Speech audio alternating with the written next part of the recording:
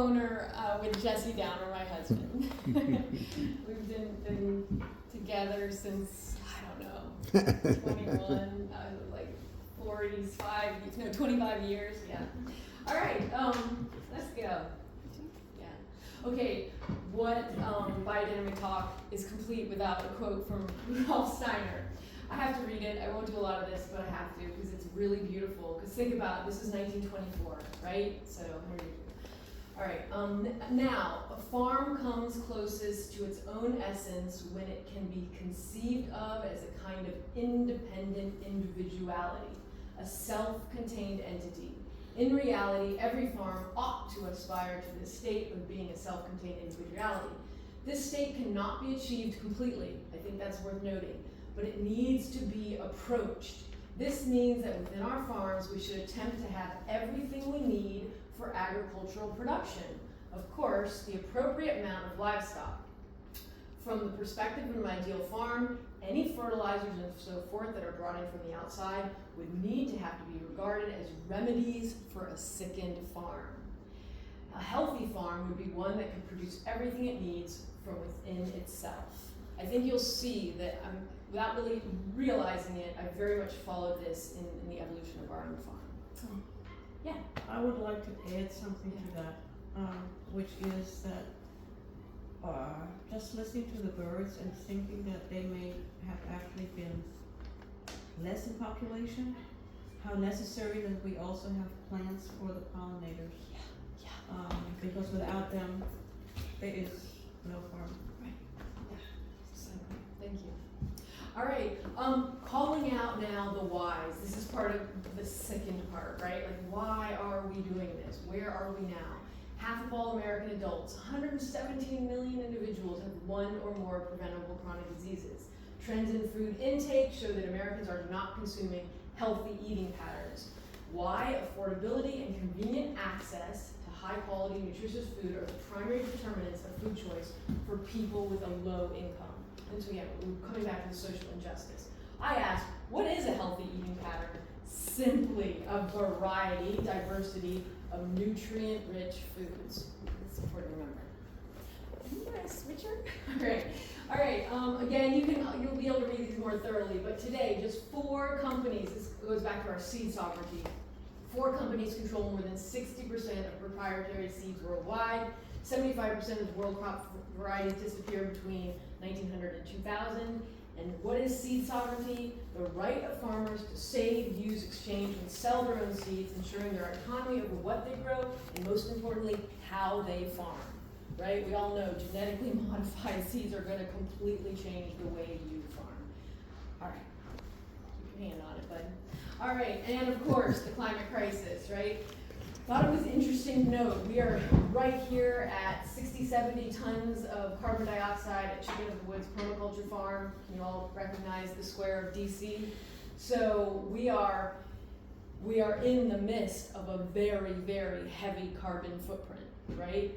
Where we're located. All the more reason to be doing what we're doing. Food and transportation both make up almost a half of the average American carbon footprint. I told my elementary students this past week, guess who's the problem in agriculture and the climate crisis? And I was like, everybody, point to yourselves. It's literally us driving to the store every week. That is, and I said, how can we solve that? Yes, we all have lawns, we all have patios, we all have great big open spaces that are being mowed regularly, right, for lawn. So comparing, of course, the world average 4.7, the US 14.9. We are definitely in the position of spotlight on us. Let's do something. Keep your finger on that, young man. All right. About that map, look like you're in the high carbon area, but DC is that less carbon? Yeah, right. It's a lot of this has to do with because the commuting, because the McMansions around where I live have 3 heat pumps. They're driving everywhere they go. They're townhouses, condos. Chesapeake building maintenance manager, you can speak to that. You're just using less. But these McMansions, so the people in the middle of DC are using less. Or the small farmers, Yeah, absolutely. And they're packed in. I mean, like I said, right. McMansions are using a ton of. They're nothing. No commercial commercial, no residential properties are truly insulated with carbon savings in mind.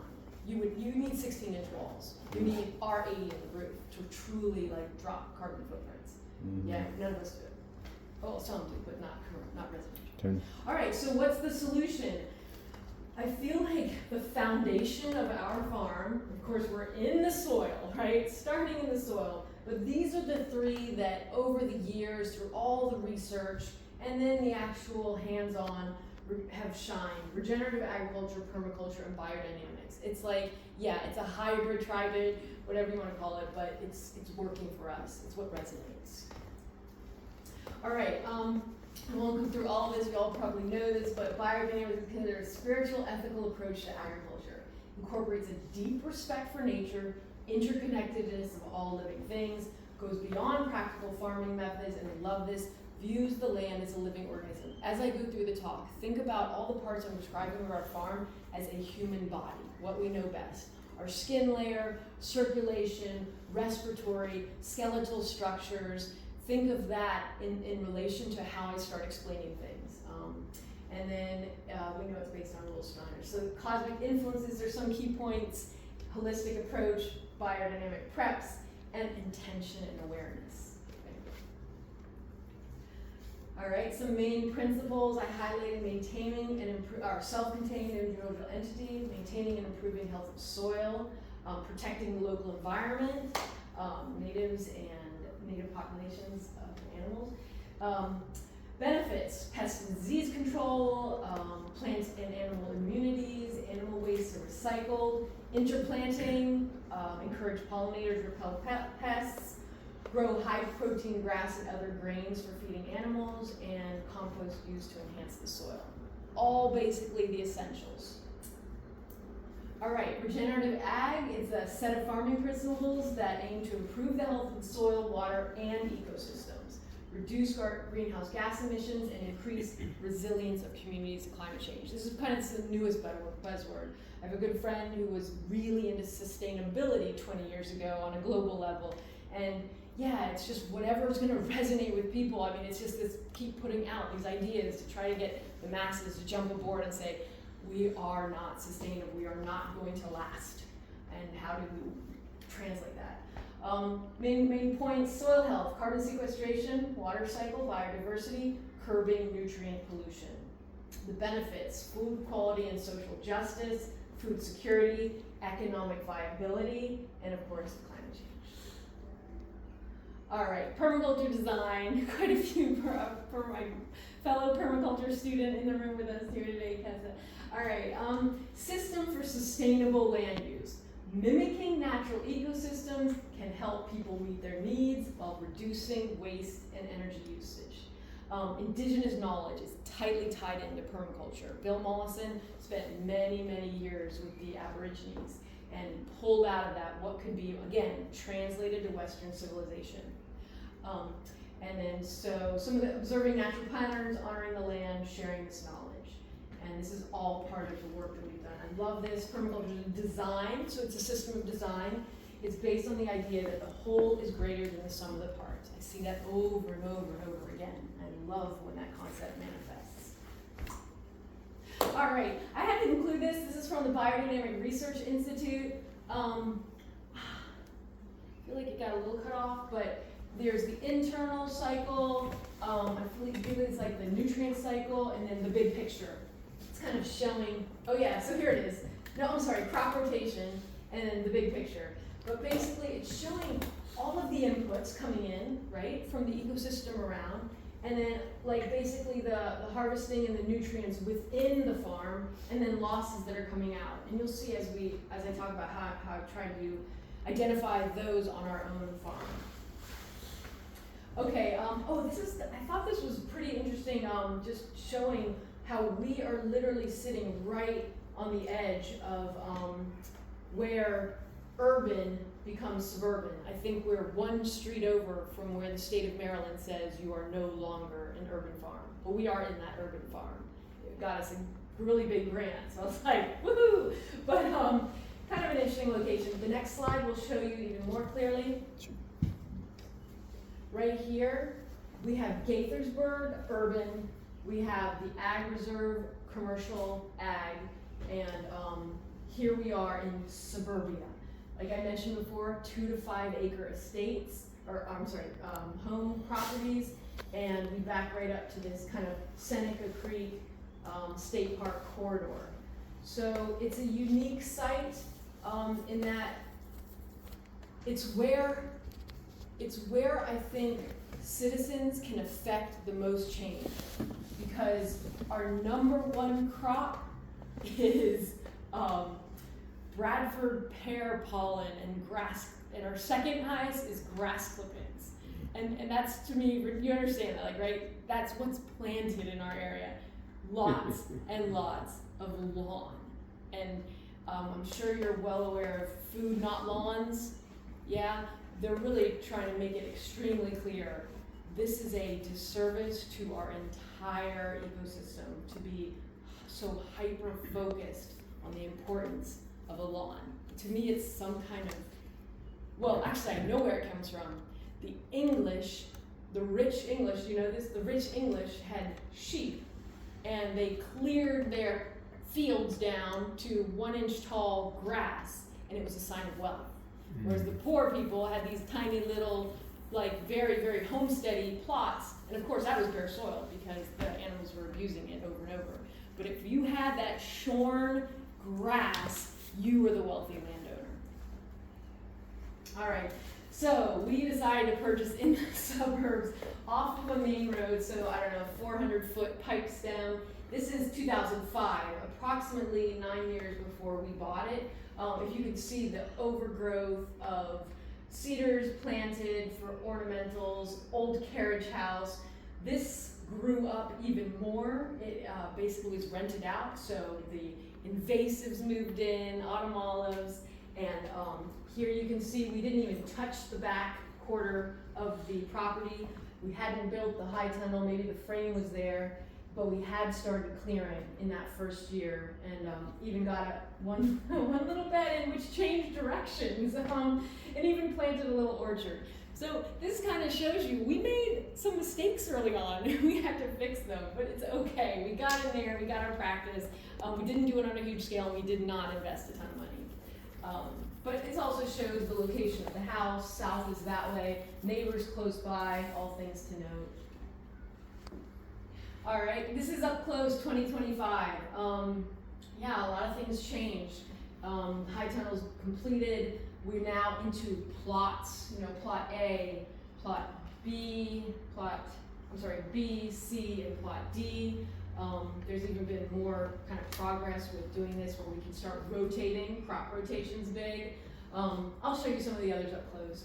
But it's kind of cool to see the, sorry? Is it a pond there? No, it's not, it's a trampoline. No. Oh, that going white back, thing. going back. The white thing. Oh, no, that's a tarp. Oh. Turn white side up, why, I don't know. Okay. I'm almost thinking this is a tarp too. Yeah, we use a lot of tarp for solarizing. Okay. All right, oh, and the other part of our property, since this is the old homestead, I maybe didn't mention that, but it's like a 120-year-old home, and it was total 200 acres, but subdivided off over time. And this is Darnestown Road. This was the driveway. He threw it in, the owner threw it in at the last kind of, I guess, dealing. And he said it's 2 acres, and that was kind of enough to get us our agricultural assessment with the state. They required 3. I guess we came in at 4.75. All right, so the Sicken Farm, compacted soils, pressure treated wood, implements from 50 plus years everywhere under the surface. So we knew we needed, the list goes on and on. We're still getting a lot of these. Of course, some goat manure from dumpster rental companies. They come and they dump the horse manure with us. Leaf grow, wood chips and stumps for hugelculture. You can see all the different recycled concrete even, because there's no grading. 110 years ago, there was no grading for the home. It literally got built on the highest possible spot around, and that's what happened. So big gradings, you're gonna have a slope right into your basically basement. Basalt rock dust, it's one of our projects for a soil amendment and a carbon sequestration. lots of fill dirt, for leveling and farm roads. And yeah, for a while we did grocery store wastes, and we used it for animal feed. That's the cleanings of the greens that you see perfectly sitting out in your grocery counters. They are 50-gallon barrel after 50-gallon barrel every single day of just slightly damaged carrots, apples, every kind of green you can imagine, all going. A lot of it gets recycled and going to like veteran compost, places like that. But we kind of jumped in because our Whole Foods is 5 minutes away. We brought 50-gallon barrels back every week. And then bakery day old bread. Some of it's right here. Please stop at any time and grab some of the apple bread. We've been getting that for now years. Most of it goes to the Farm to Food Bank program, and Jesse does work for the owner for fixing up their store. All right, this is how I've attempted to organize this talk. Limits and growth edges as an umbrella, food, water, shelter, and of course community as holding everything. We are very much a community-run farm. Okay, starting with the shelter. Crazy, scary. The only reason why we bought it was because at first it was advertised as a teardown, a month later advertised as a fixer-upper. Woohoo! Let's go, Jesse! All right. Keep it on. Keep it real. All right. So no insulation. Had to add the insulation. Took off 3 layers of siding and kind of went with quite a green renovation for what we were able to do. High quality vapor barriers. Old houses were built well. Old growth timber, no pneumatics, so big fat metal nails. So the combination of old growth timber and heavy duty hardware, every contractor that came through said, don't ever tear this down, right? Just modernize it. Installed Daikin mini splits and there's something else right there. Yeah. Okay, and there's kind of the after 2024.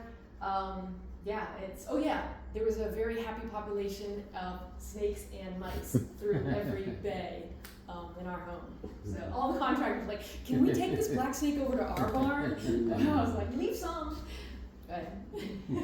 All right, we were talking about the organisms. So I was at a talk with a friend of mine, and we were in Tacoma Park, and it was Josephine Porter's daughter who was there speaking about biodynamics, and she made a really strong point about creating basically like a safety bubble around your property. I mean, I know it's illegal now in Montgomery County to spray Roundup for aesthetics, but there are other elements of negativity, very much so, in our surrounding our property.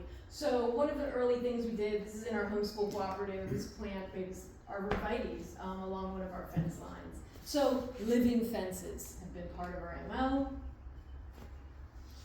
Keep your finger on that. All right, and of course, I know some of you were mentioning don't want to do the deer fence.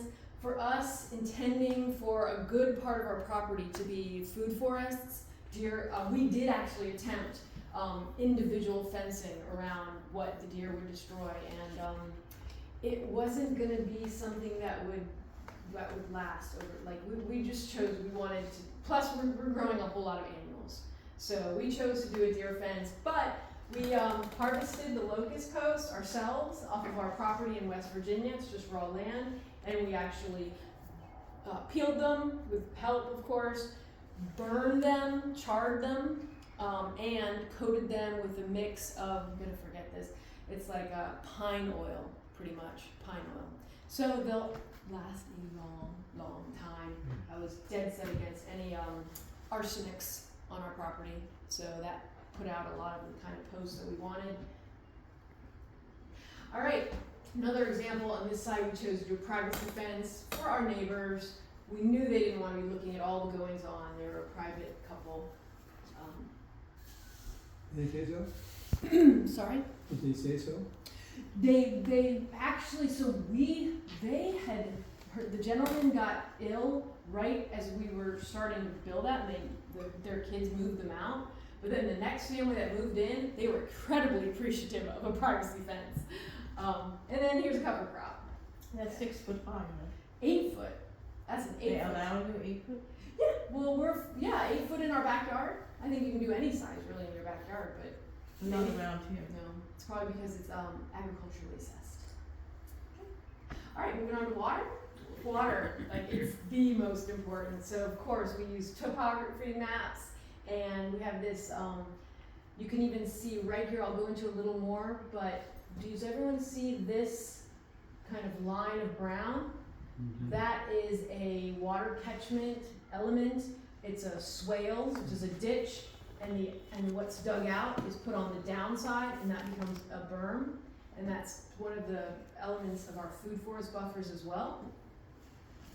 And here's an example, digging it out with a deep tiller, and then this is a subcompact tractor we borrowed for my husband's work in the summer, and just after one rain event, 18 inches across and deep, completely filled up.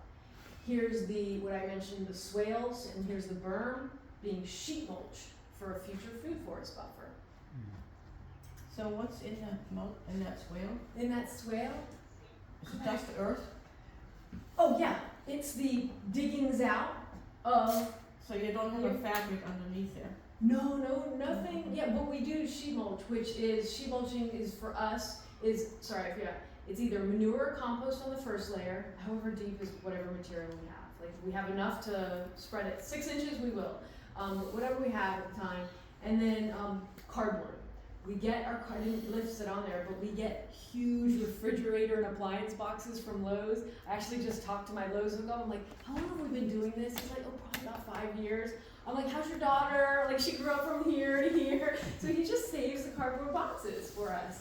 And we just don't want to go with anything that's got lots of ink or the high glossy colors. We want to keep it as clean as possible. But we would never be able to maintain the costs, the labor costs to save our plants if we did not do this kind of mulching. I can guarantee you, because you can't do that much weeding, and we're not using chemicals. So that's the trade-off. If you're not going to be using synthetic chemicals or have a ton of money to spray on organic weed killer, it's labor. But free cardboard, wood-free wood chips, and free manure, there you go. It's doable. So we got 10 of those. All right, water catchment. Biggest, most important step was getting a potable, safe roof to catch our water, and then IBC totes are amazingly inexpensive, and 275 gallons for each one. This particular one, it's a permanent hose running to the high tunnel, so we flush out any salts that build up from our well water irrigating the high tunnel. That's constantly going, and it's constantly moving from like every 3 feet. Every time a rainfall comes, we move the hose 3 feet. Easy peasy. Right? You have to keep your soils protected, and that's our way of doing it. All right, moving on to food, my favorite part. Thanks, Josh.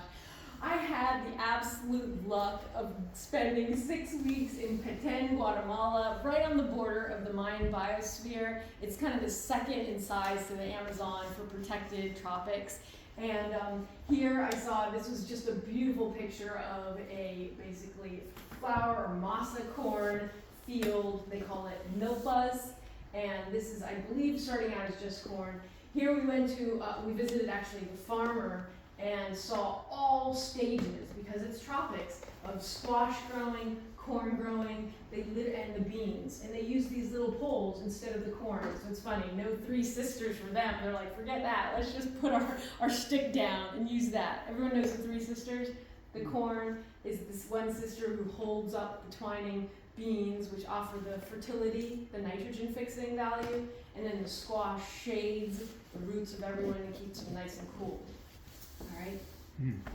And oh, this was incredible. Last week there, happened to walk by this Molino. It's like a room where people are able to use this gasoline-run, belt-driven grinder, and all the stages, corn coming in. I mean, how do I describe the equivalent of growing corn there? It's like how people do side jobs here. I'm trying to think. If somebody knows how to maybe paint, so they'll get a painting job on the weekend if they need to earn extra money. Well, there people have their jobs, but they're farmers as their side job, because that's so ingrained in their culture. Oh yeah, I rent manzanas. It's like a little plot of land. So it's kind of really part of their culture, and that's what I wanted to learn about. I really wanted to see how these indigenous crops are still woven into the fabric of their lives. And we got to see that in such a beautiful way. All right. Oh, and then we brought that back to us. This is actually before the trip. But here's our own little milpa. And we did exactly how the book said. Bring your soil up about 4 inches into a mound. Plant your seeds in the mound. At that time of year, the air temperatures get high. The sun is warming. So when you bring your soils up out of the layer of kind of the rest of your soil, you're actually going to get warmer. So this corn sprouted a week before. My farming friend, who was livid because he's like, I didn't do it that way. So anyway, it was kind of the proof of the pudding, right? The indigenous knowledge has extreme value. Beginning and end, and thank you to all the young kids who worked that spring. All right, oh my gosh, this is just beauty. I can imagine the breeders of the Mayans absolutely making art with genetics, right? I mean, some of this is just art. These varieties are extremely old. I don't think I have the tie-dye one over there, but please take home some of this corn seed. All right, and this is what we do in our own home. Make mixed tamal, which is mixing it with we use our own hardwood ashes from our wood stove and soak it. There's a small heating, boiling process, but that's basically frozen corn dough that we can use in any of our tortillas or corn muffins. That's what the kids seem to like. And, it's in my speaker notes. I'm sorry, I don't know the pronunciation. It's corn smut. And there is a Mayan name for it. It's a delicacy in Mexico. I love it. It's when a fungus gets and pretty much turns the corn kernel into this fungal explosion. But it's quite delicious. Yeah, it's like a tempeh thing. If you ever had tempeh? Yeah, it's like tempeh. It's kind of an acquired taste. Really, really happy with this. Water spinach, which is considered an invasive in any tropical area. Here, it dies in the winter, not invasive, incredibly delicious green. There we have our okra, these are in rows, and of course corn in the back. This is the beauty. And then this, I wanted to pull this out because we've been experimenting with this, and this past year it worked out great. Our okra was our corn sister. Our cowpeas were our beans, standard dried beans. And they climbed up the stalks, and the okra supported them wonderfully. So it's our African version of Three Sisters. Those are all African natives. And one more. All right, chickens have been raising us and our children for 16 years now. We have tried every different manifestation of home for them, kind of feeds we use. Basically, they do everything. There's an amazing permaculture picture in the permaculture design manual. Shows how chickens are so multifaceted in their give and take in their relationships. And we really try to respect their needs. Everything from facing their coop to the south to get passive solar gain, allowing them a whole lot of ventilation so they're not basically breathing the fumes of their waste because they defecate at night. And pastured everywhere. We have Icelandics now. They're basically a rare landrace breed. I'm working with breeders trying to get as many different lines kind of in our farm, maybe as separate flocks. But one cool story is walking into the coop, Jesse walked into the coop and he came back and he said, "Did you know we had chicks?" And I was like, "What?" He's like, "Yeah, go check it out." Go in and all of a sudden you hear, I mean, this is, you've ever heard a chick, there's no sound like it, it just warms your heart. And she had found a little corner cubby in our coop, sat on her eggs, of course all of their eggs, for 21 days, hatched them out, and lo and behold. So after 7 years, they say your farm starts, have you seen The Biggest Little Farm? After 7 years, your farm starts running itself, because you just start making the right decisions and you let it go with the care and the love and stuff like that. And it was like, All right, I had to put this in. It's just a beautiful, magical event. Hutchin's shaking his head. Come on, skip it. All right, and of course, the nutrient density. I had a big talk with a lot of the farmers on the Ag Reserve on one of their boards, and people were arguing about the price of the egg. And it was like, look, let's not think about it like an egg. Let's think about it like the amount of X vitamin, X alpha omega 3s per teaspoon, right? Per teaspoon of actual making a scrambled egg. You are completely filling your nutritional needs off one teeny tiny Icelandic egg that is chock full of nutrients versus a great big massive empty egg that's been raised on, you know what, I could go on and on. So yeah, nutrient density, nutrient per teaspoon of food. Ashen and Rowan, chickens, I call them the nature's gateway drug. If we're talking about convincing others, I still do this. Actually, I have 2 people in a waiting line. I'm renting them for $40 a 7-egg hatch your own eggs kit. Everything they need. They keep it for the 3 weeks for incubation, the 2 weeks for raising the chicks. They give the chicks back to us 2 weeks old. So yeah, there's a bit of a work in there, but so many families have done this through our farm, and you can just see, and they're like, the next step, get our own. The next step, grow something else for the chicken. You know, it escalates when they're really into it. And the benefits, And super, children super. love chickens. Yeah, like I said, it's just the babe, right? we have this natural. So goats came into the picture, right? Not for long because they were more into clearing. We have them in our future on that driveway I showed you at the bottom. Muscovy ducks were also in our past at one point, and we'll bring them back. We're learning a lot about fox predation over the years.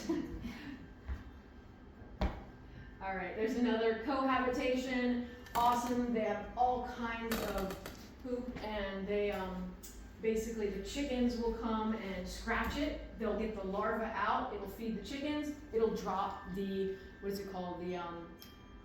disease load, the parasite load, by them obviously eating all the larvae.